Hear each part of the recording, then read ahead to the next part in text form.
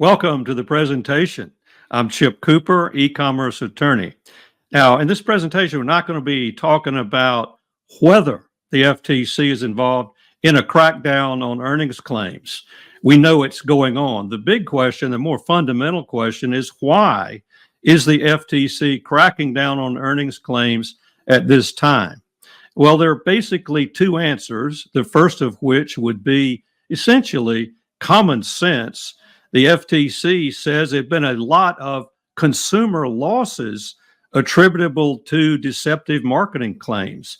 And you see here in data published by the FTC for years 2022 and 2023, on the low end, you see at the very top, in a case involving the FTC and Wealth Press, settled for $1.7 million. But if you look at the middle item there, the 2023 case of the FTC versus Learn, but the losses, according to the FTC, amounted to approximately $65 million. Quite extraordinary. Now, the other of these two reasons would be a little bit more subtle, and that would be the relationship between net impression, which is a term of art in advertising law, and how that relates to a strategy by money-making opportunity marketers and their use of disclaimers. And this is really getting more into the weeds of why the FTC is now cracking down. So what in the world is net impression? Essentially, it's how consumers perceive the marketing message, which is an earnings claim. And it's not what the advertiser intends the message to be. It's what the consumers actually infer. It's what their actual takeaway is. And it's by reasonable consumers acting reasonably, not gullible consumers. And the catch, according to advertising law, is that this net impression by consumers needs to be substantiated. So let's take a little more of a detailed look at what an earnings claim is. And basically, we're talking about specific financial results that are the subject of the messaging. That is, of course, the earnings claim.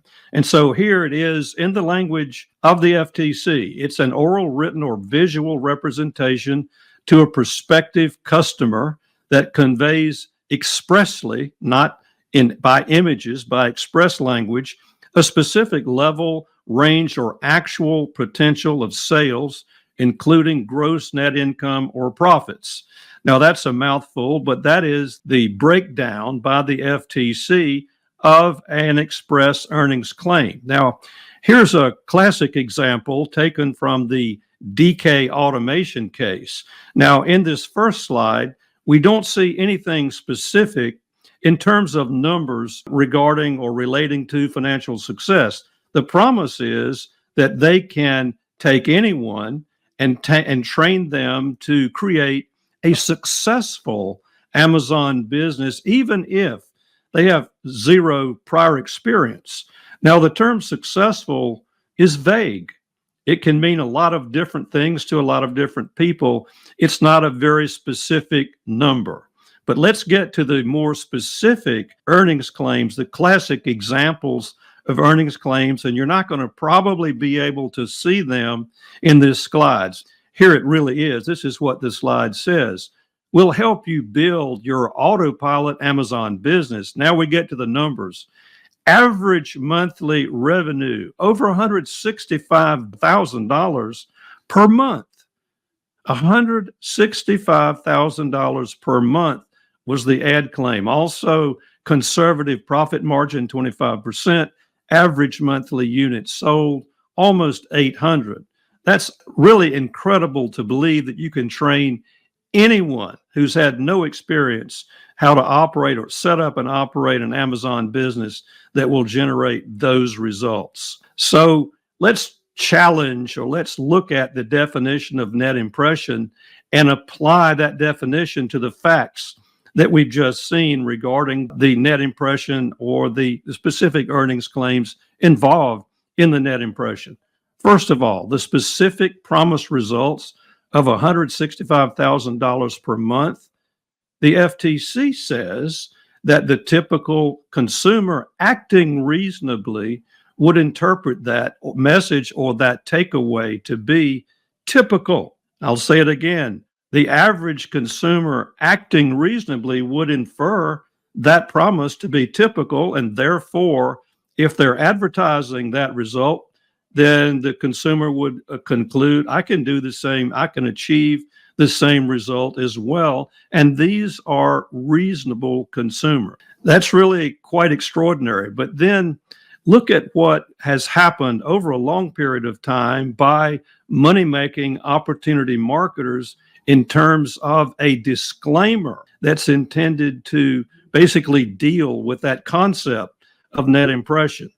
And the big question is this disclaimer enforceable? And here it is. This is the basis of it. Now, they typically involve more words than this, but this is the essence of it.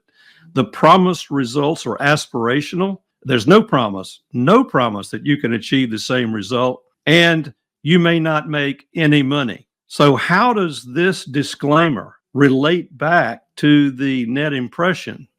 Well, that's the real question. And that's what the FTC has been dealing with. How do we deal with the fact that a lot of money-making opportunity marketers are using similar disclaimers to contradict or undercut their net impression? Well, the answer is that's not going to happen anymore. Now, there's a lot more to earnings claims and how the FTC is cracking down on them, and how you, as a money-making opportunity marketer, need to go forward to be in compliance. We'll cover all that in future videos. That's all for now.